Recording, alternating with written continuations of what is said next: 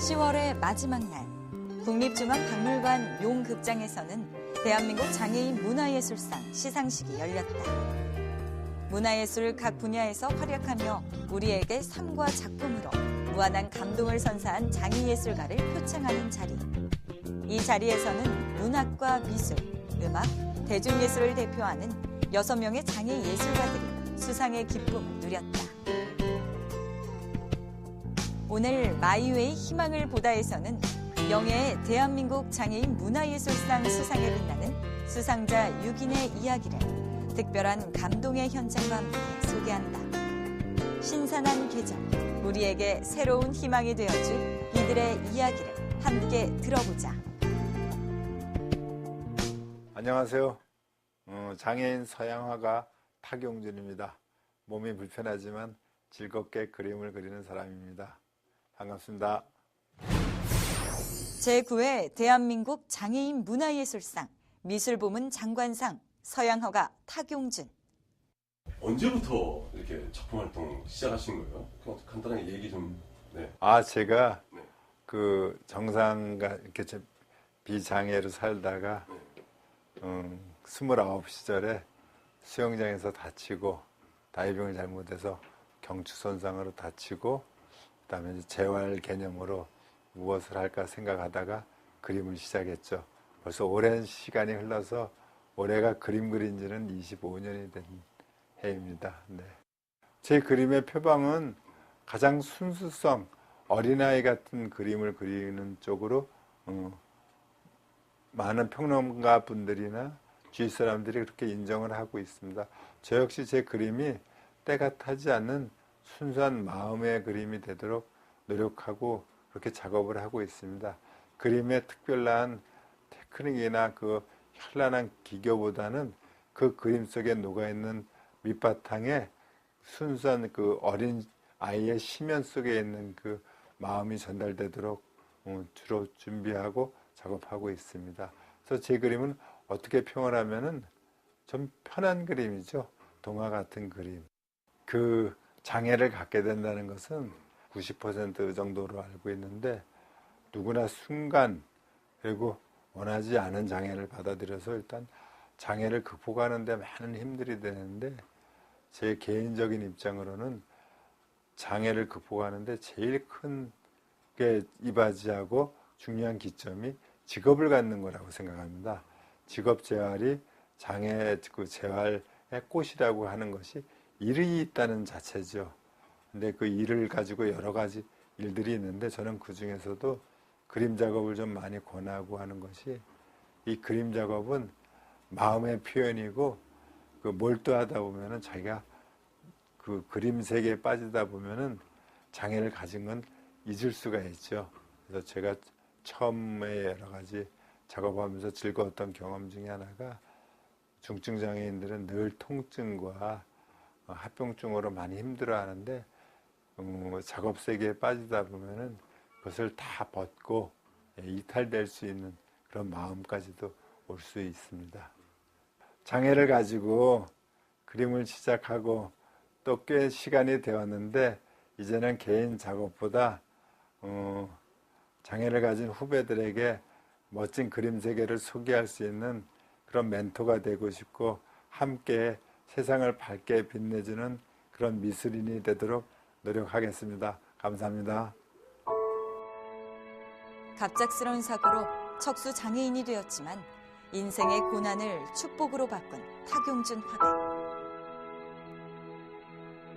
그의 작품이 그러하듯이 앞으로 탁용준 화백의 인생에도 행복과 평안이 가득하기를 기대해본다. 안녕하세요. 최명숙입니다.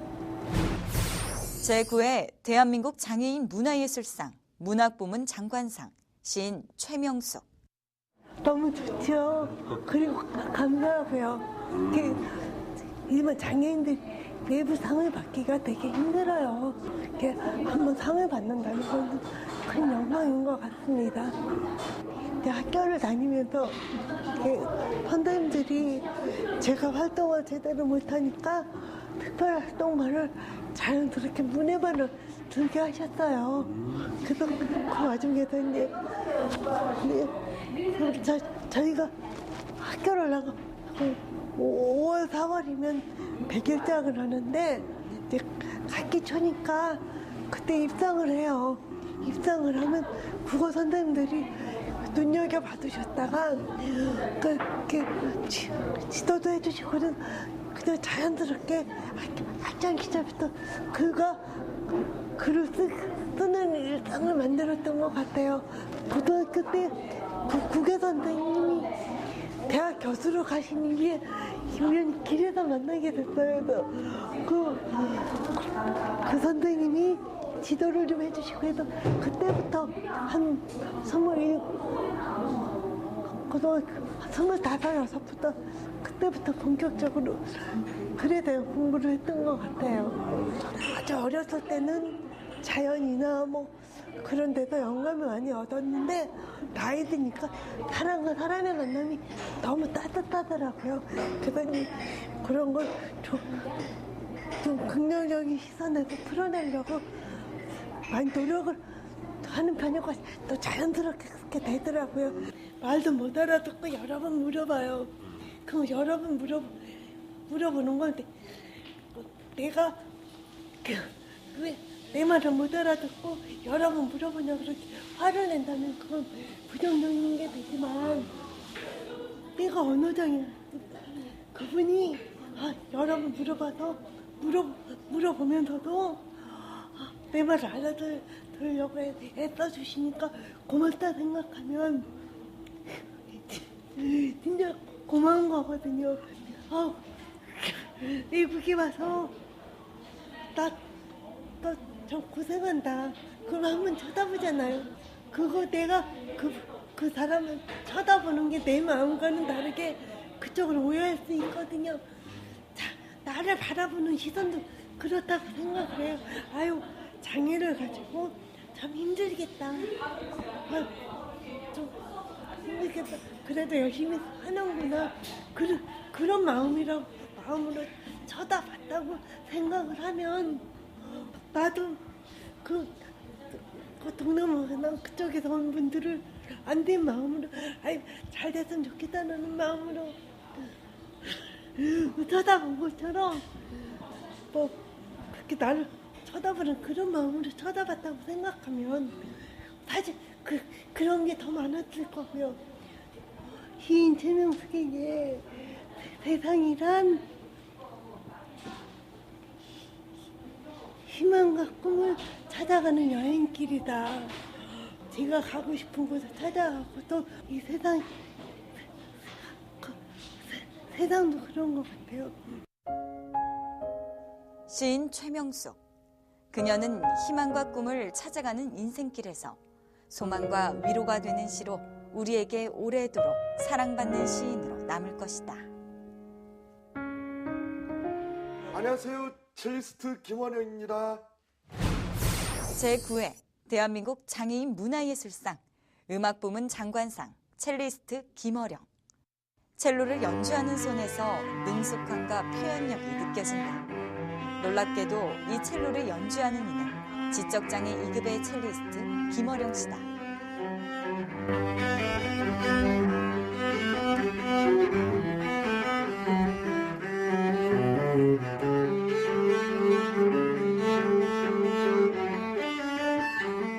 (1999년) 오늘이 사랑 챔버에서 배웠습니다.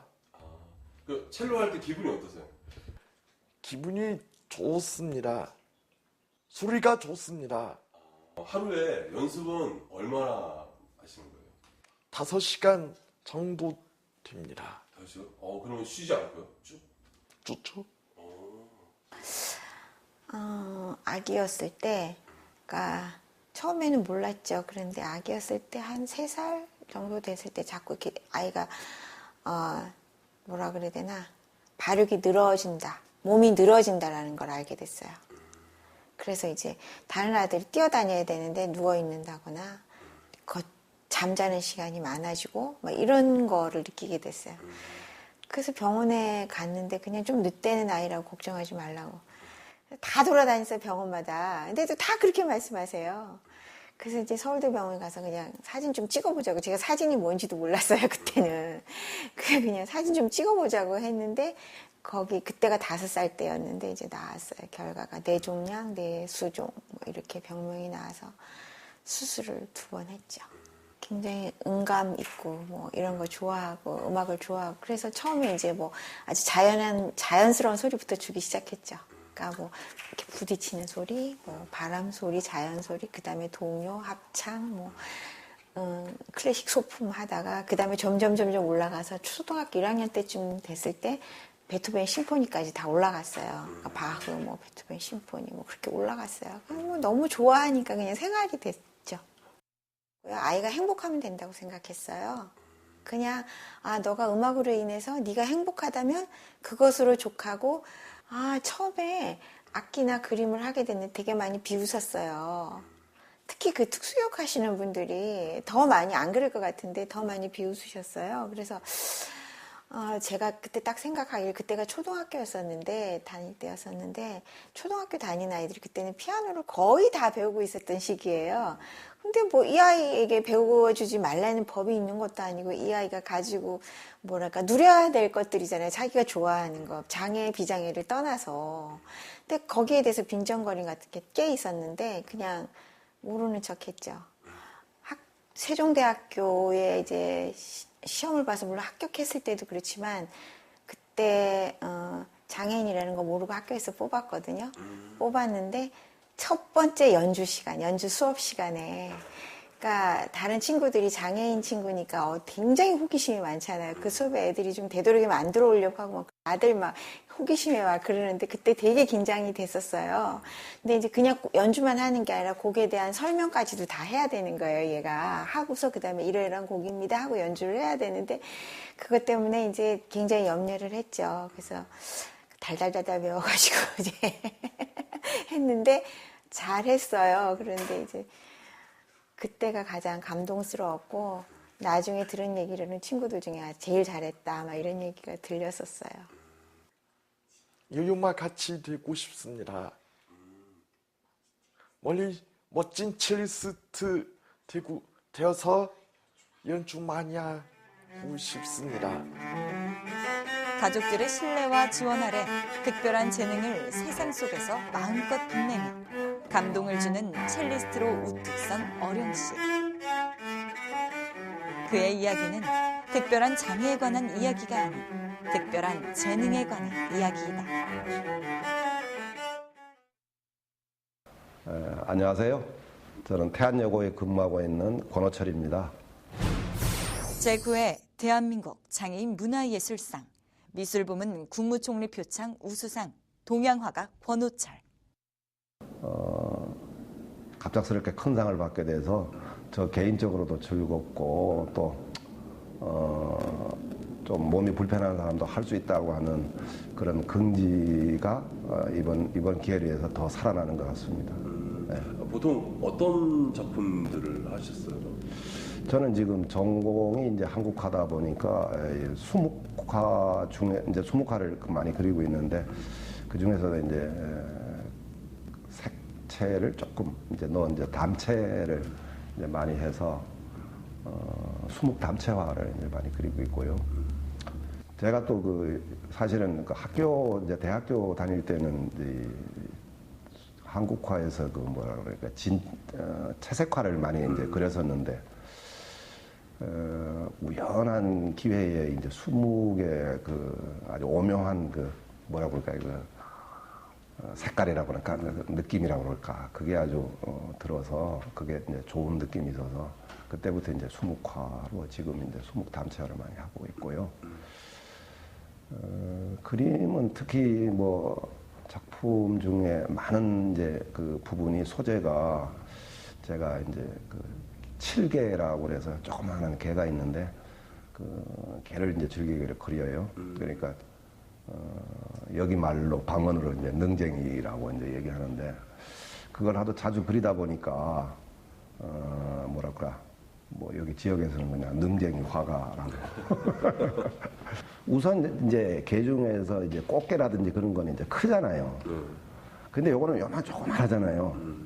그래서 이 꼬물꼬물꼬물하는 모양 모습이 말해서 사람이 살아가는 모습하고 똑같은 것 같아요. 뭐 계속 부지런히 한 군데 서 있질 않고 멈춰져 있질 않고 계속 왔다 갔다 하고 구멍에 들어갔다 나오고 구멍에 들어갔다 나오고 뭐 이제 그래서 이제 사람의 삶과 이렇게 같이 뭐라고 연관이 있다고 그럴까요?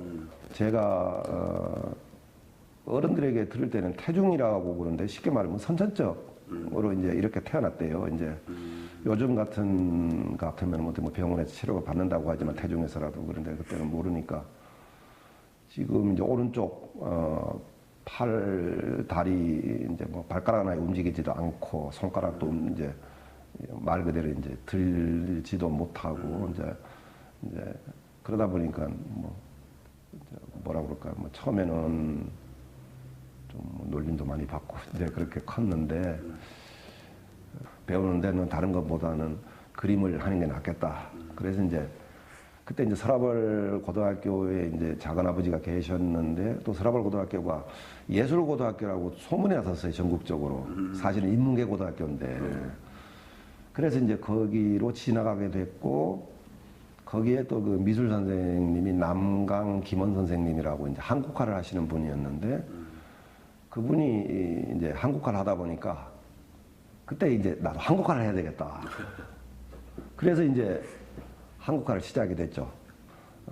왔는데 여자 학교더라고요. 그런데 마침 교장 선생님께서 또 그 당시 교장 선생님이 저걸 했어요. 한국화를 서예도 하시고. 그러니까 이것을 보시더니 선생님 글씨도 쓰세요? 조금 요즘 쓴다고 그랬더니 어떻게 어떤 생각을 갖고 저희가 오셨냐 그랬더니 저는 노동 몸이 불편하니까 근로는 못하지만은 노동 일만 빼면은 다 할 수 있습니다. 뭐 그랬더니 그래요? 그러면 저도 그림 그리고 글씨 쓰니까 같이 한번 해봅시다. 그래서 이제 여기까지 왔어요. 제가 이제 몸이 안 좋은데도 이제 그런 걸 하는 걸 보고 학생들이 좀 좋아해요. 선생님도 몸이 불편한데 저렇게 다 활동을 하고 계시는구나 하는 그런 아마 그런 것도 있는 것 같아요. 보면은 또 학교에서도 오래 있다 보니까 많이 배려도 해주시고. 한편으로 보면은 이제 그 선생님이라고 하는 거는 이제 제약이 있잖아요. 그런데 그 제약이라고 하는 것은 나쁜 제약이 아니라 학생들에게 모범이 돼야 한다는 그 제약이잖아요. 그래서 도리어 제약이 있었어도 학생들하고 같이 있다는 게 참 좋았던 것 같아요. 아마 앞으로 그만두면 좀 당분간은 좀 어렵지 않나. 화가 권호철의 인생이 아름다운 것은 노력이라는 단어를 말보다 삶으로 증명해낸 진실함 때문일 것이다. 안녕하세요. 저는 국민배우 강민휘입니다. 제9회 대한민국 장애인 문화예술상 대중예술부문 장관상 배우 강민휘. 낙이 없는 제사대에서 이제 연습 중이고요. 이제 열심히 하면 제일 좋습니다. 네. 혹시 이번 작품에서 어떤 역할이신지? 제가 김재진 역할이신데요. 제가 소소한 모습 제일 좋아요. 제가 어릴 때 꿈을 꾸어서 이제 배우로 시작하는 게가 10년 됐습니다. 2004년에 그 사랑의 마술실 때 영화를 준비하시는데 그 감독님을 나한테 칭찬을 많이 했어요. 너무 잘한다고. 네. 사랑해요!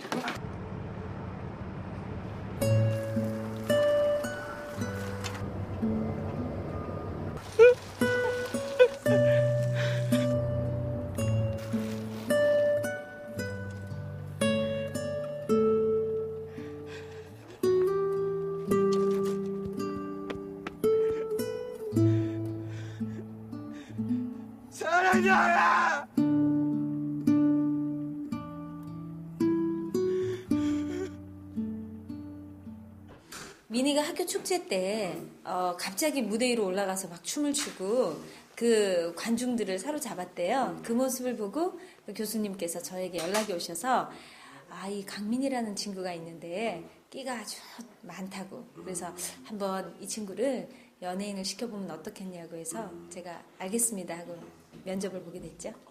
저희가 처음에 강민이 군 와서 훈련 받을 때부터 비장애인과 함께 훈련을 시켰어요. 장애인에 대한 부족한 부분이 있잖아요. 장애를 가졌기 때문에 부족한 부분은 따로 개인 훈련을 시켰고요. 1년 차부터는 비장애인과 같이 훈련을 하고 같은 호흡으로 관리를 했어요. 잘못하면 같이 야단 맞고 따라갈 수 없잖아요. 그런데 야단을 맞으면 본인은 이해할 수 없지만 그 시간을 극복하지 않으면 장애인으로서 그냥 흉내내는 어떤 이슈거리만 제공하는 하나의 다큐성 작품밖에 나올 수가 없고 배우라고 호칭을 부를 수가 없는 그런 상황이 되기 때문에 저희는 어떻게 보면 하드 트레이닝이고요. 그것이 될 수 있을 때까지 비장애인과 함께 교육을 시켰고 지금도 현재까지도 그렇게 했고요. 천의 얼굴을 가진 배우, 그러니까 희노애락 표현을 정말 감정 전달을 확실히 잘 하는 배우고요. 그리고 배우라는 직업 자체가 자기의 삶의 모든 것이라고 생각을 하는 우리 강민희 군이에요. 그래서 배우로서 저는 정말 만점 이상을 주고 싶은, 그리고 촬영이 있을 때나 어떤 공연이 있을 때는 정말 성실합니다. 미리 2시간 전에는 미리 일어나서 준비하고 모든 준비를 하고 기다리는 그런 훌륭한 배우예요. 민희 형 열정 진짜 배우고 싶은 게 있는데요. 아침에 항상 8시, 9시만 되면요. 와가지고 먼저 문을 열어요. 그리고 문을 열고 항상 발성부터, 기초부터 항상 연습을 하거든요. 사실 저희 같은 경우는 기초를 자꾸 까먹고 안 할 수가 있어요. 근데 그 기초도 꾸준하게 잊지 않고 하는 모습 보면은 정말 배우로서 기본적인 기초적인 열정이 되게 좋은 것 같아요. 더군다나 지적장애인이 설 수 있는 프로그램이나 어떤 작품들, 영화, 드라마 제작물이 많이 없어요. 그래서 저희 회사에서는 지금 2011년도부터 드라마, 특집 드라마하고 외주를 지금 준비를 하고 있고 지금 세계영화제, 국제영화제 내보낼 작품을 준비를 하고 있습니다. 그래서 한 10몇 년 전이죠. 파스칼이라는 배우가 칸느 영화제 남우조연상을 받았어요. 근데 저희는 남우주연상을 바라보고 가고 있고요. 꼭 그 영화제뿐만 아니라 정말 우리나라의 이런 다운 증후군 훌륭한 배우가 세계적인 배우로 발돋움할 수 있다는 것을 보여주고, 그리고 좀 더 많은 감독님들께서 선택의 폭을 넓힐 수 있도록 그렇게 매니지먼트 해나갈 겁니다. 부지런히 필모그래피를 쌓고 있는 멋진 배우 강민희. 그가 대한민국 장애인 문화예술상을 디딤돌 삼아 파스칼 듀켄을 잇는 세계적인 다운 증후군 배우로 우뚝 설 그날이 멀지 않았다. 안녕하세요. 이상재입니다. 제9회 대한민국 장애인 문화예술상 음악 부문 대통령 표창 대상 클라리네티스트 이상재. 클라리네티스트 이상재. 두 눈을 감은 그가 나직한 음색으로 그려내는 세상은 우리가 사는 현실보다 아름답다.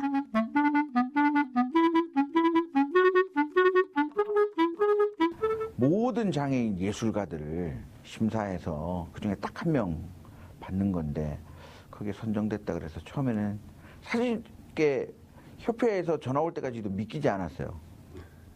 이건 정말 큰 상이고 평생에 한번 받기 힘든 대통령 상인 표창인데 정말 기뻤어요. 클라리넷은 중학교 1학년 때부터 했고요. 사실은 음악을 어릴 때부터 좋아해서 초등학교 4학년 때부터 바이올린 했었어요. 3년 동안. 근데 바이올린이 조금 좀 내가 이렇게 생긴 것도 약간 좀 이렇게 그렇잖아요. 바이올린이 좀 여성적인데 중학교 때 클라리넷 바꿔서 하겠다. 그래서 그때부터 시작해서 이제 35년 동안 저의 동반자가 됐죠. 장애인이 된 거는 10살 때고 7살 여름 7월경에 동네 형들하고 술래잡기 하다가 내가 이제 술래가 돼가지고 바로 뒷집 사는 형을, 그 형 이름도 생각나는데 그 형을 막 이렇게 이제 등을 딱 봤어요. 그래서 형이 이쪽 길을 쫙 건너서 그 길이 지금도 눈에 선해요.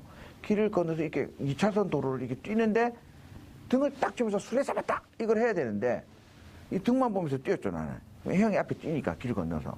근데 이쪽에서 그냥 엄청난 속도로 차가 오고 있는데 몰랐고, 그래서 그 차에 부딪혀서 뭐 몇 미터를 날아갔다고 그래요. 엄청나게 그 몸이 거의 뭐 부서졌다 그러니까 다 팔, 다리, 뭐 머리까지. 그래서 죽은 줄 알았는데 이게 이제 기사가 와서 보니까 꿈틀꿈틀하고 이래가지고 이제 병원에 싣고 가서 그래서 온 몸을 칭칭 감고 6개월 가까이 있었어요. 몸이 다 부서져서. 근데 그 당시에는 몰랐고 그해 겨울에 이제 7월에 사고를 당하고 겨울에 이제 석고붕대를 풀고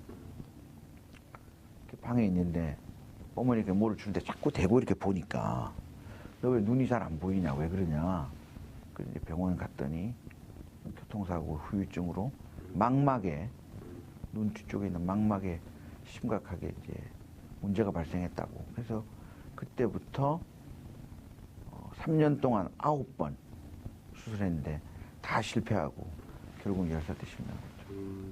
중학교 때 클라리넷이라는 악기를 하면서 속이 답답하고 또 갑자기 이런 장애 때문에 속에 그런 분노심이 일어났을 때 악기를 불고 악기에 이제 뭔가 내 마음을 실어서 내보낼 때 이게 참 좋다.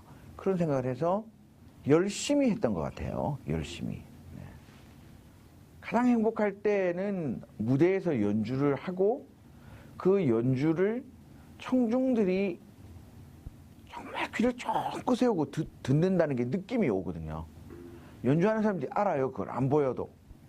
사람들이 이게 막 딴 생각을 하면서 그 무대, 그 공연장의 공기가 달라요.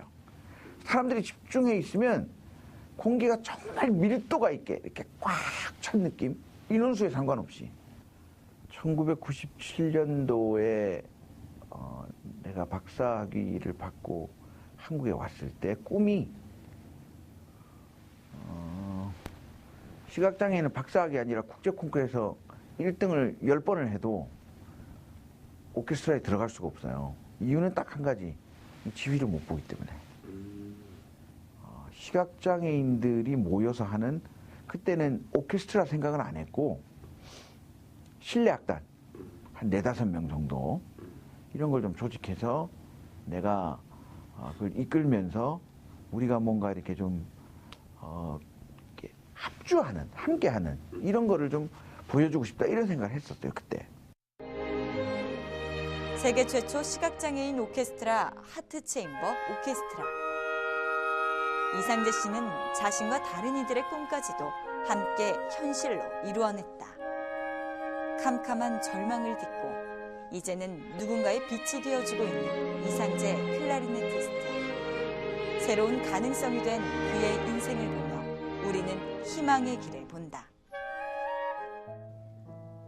어느 소설가는 말했다. 어떠한 불행은 오히려 희망의 토대가 된다. 불행에 슬퍼하지 말고 새로운 출발점으로 삼아라. 불행 앞에 굴복해 비탄에 잠기지 말고 그 불행을 이용하는 지혜로운 사람이 되라. 좌절과 슬픔을 아름다운 삶과 작품으로 승화시킨 장애인 문화예술가 유긴. 이들이 있어 우리가 겪는 슬픔과 눈물의 가치가 결코 헛되지 않음을 알 수 있다.